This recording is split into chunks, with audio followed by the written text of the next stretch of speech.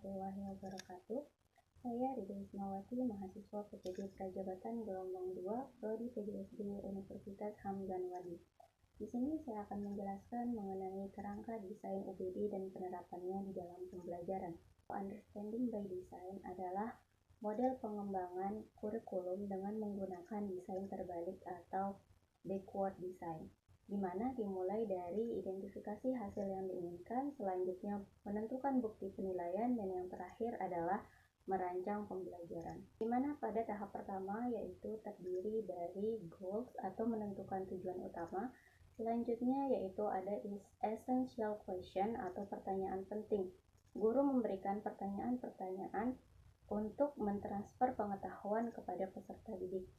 Selanjutnya yang ketiga yaitu understanding atau pemahaman, di mana guru harus memikirkan ide-ide atau cara agar peserta didik memahami materi yang sedang dipelajari. Pada tahap kedua yaitu menentukan bukti penilaian dengan cara ada metode penilaian dan jenis penilaian. Pada metode penilaian terdiri dari yang pertama tugas proyek, kemudian peer assessment, tes, self-assessment, dan rubrik penilaian. Selanjutnya yaitu pada jenis penilaian terdiri dari penilaian afektif, kognitif, dan psikomotorik. Pada tahap ketiga yaitu merancang pembelajaran. Merancang pembelajaran menggunakan alur where to. W berarti di mana peserta didik harus memahami tujuan pembelajaran. Selanjutnya yang kedua yaitu H, peserta didik harus dapat tertarik dalam kegiatan pembelajaran. Selanjutnya yang ketiga yaitu E, di mana peserta didik atau pembelajaran harus memberikan pengalaman yang dibutuhkan. Selanjutnya yaitu R. R berarti memberikan kesempatan kepada peserta didik untuk merevisi hasil kerjanya. Selanjutnya E. E berarti memberikan kesempatan kepada peserta didik untuk menilai hasil kerjanya sendiri. Selanjutnya yaitu T. T berarti di mana pembelajaran harus disesuaikan dengan bakat, minat, potensi maupun kebutuhan dari peserta didik. Serta yang terakhir adalah O. O berarti organize, di mana guru harus mengorganisasikan pengalaman belajar dari awal sampai dengan akhir pembelajaran. Selanjutnya di sini saya akan menjelaskan mengenai 6 aspek pemahaman di dalam UBD, yaitu di mana pemahaman adalah kemampuan untuk mencoba memahami atau keberhasilan dalam mencoba memahami suatu ide dengan jelas. Aspek pemahaman di dalam UBD yang pertama mampu menjelaskan. Mampu menjelaskan di mana peserta didik mampu menjelaskan suatu fakta, fenomena, maupun suatu data berdasarkan apa adanya menggunakan berdasarkan pemahamannya sendiri, serta mampu memberikan contoh nyata atau contoh konkret. Contohnya di dalam materi pembelajaran yaitu pada materi gaya dan gerak, di mana peserta didik dikatakan mampu menjelaskan apabila ia mampu menjelaskan pengertian dari gerak dan gaya menggunakan kata-kata sendiri, serta mampu memberikan contoh kegiatan yang dapat menghasilkan gerak dan gaya dalam kehidupan sehari.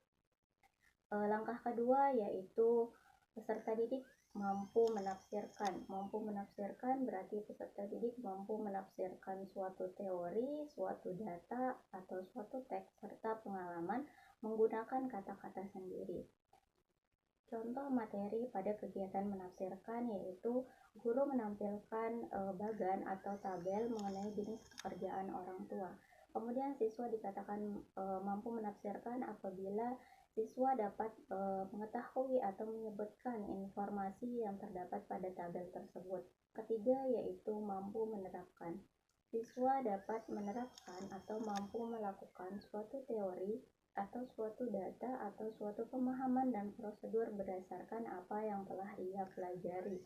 Contohnya yaitu pada materi kebinekaan atau keberagaman kebinekaan pada mata pelajaran PPKN, di mana siswa ketika mempelajari tentang kebinekaan berarti mereka harus mampu menerapkan perilaku yang menghargai kebinekaan atau keberagaman, baik itu di lingkungan keluarga, lingkungan sekolah, maupun di lingkungan masyarakat. Selanjutnya yang keempat yaitu memiliki perspektif. Siswa dikatakan memiliki perspektif apabila ia mampu untuk memiliki sudut pandang secara kritis dan mampu membangun gambaran umum mengenai suatu teori atau suatu materi pembelajaran.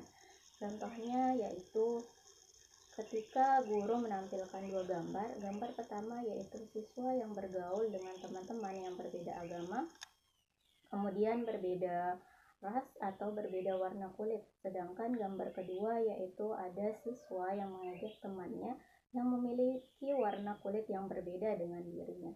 Nah, berdasarkan hal tersebut, siswa memiliki sudut pandang bagaimana atau mana sikap yang menghargai dan menyatukan adanya keberagaman dan mana sikap yang merusak adanya keberagaman.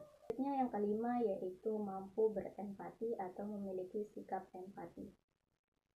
Sikap empati yaitu berarti siswa mampu memikirkan serta mampu merasakan apa yang dirasakan oleh orang lain. Contohnya yaitu pada teks negosiasi antara jual beli tas antara penjual dan pembeli, di mana belum terjadi kesepakatan. Disebabkan karena pembeli tidak setuju dengan harga yang ditawarkan oleh penjual, disebabkan karena pembeli tidak memiliki cukup uang untuk membeli sesuai dengan harga yang ditawarkan, sedangkan penjual tidak ingin menurunkan harga karena pada saat itu omset penjualan sedang menurun. Nah, dengan membaca teks negosiasi tersebut, peserta didik dapat merasakan apa yang dirasakan oleh penjual dan apa yang dirasakan oleh pembeli. Selanjutnya yaitu yang keenam adalah memiliki pengetahuan diri. Peserta didik dikatakan memiliki pengetahuan diri apabila ia mengetahui apa kelemahannya, apa kelebihannya, kemudian apa minatnya, serta bagaimana gaya belajarnya. Contohnya pada mata pelajaran yaitu matematika pada materi bangun ruang, di mana Ali ketika diberikan tugas oleh gurunya mengenai bangun ruang, ia bingung bagaimana cara untuk menyelesaikan tugas tersebut, sehingga ia mulai merefleksikan diri. Selanjutnya ia membelah bangun ruang yang ada di depannya dan ditemukanlah ternyata bangun ruang itu memiliki jaring-jaring yang terdiri dari panjang dan lebar. Kemudian Ali mulai mengukur panjang dan lebar dari jaring-jaring tersebut, sehingga ia dapat memasukkan hasil pengukurannya pada rumus bangun ruang, sehingga ia dapat memecahkan soal bangun ruang yang diberikan oleh gurunya. Mungkin hanya itu penjelasan materi dari saya. Sekian dan terima kasih. Wassalamualaikum warahmatullahi wabarakatuh.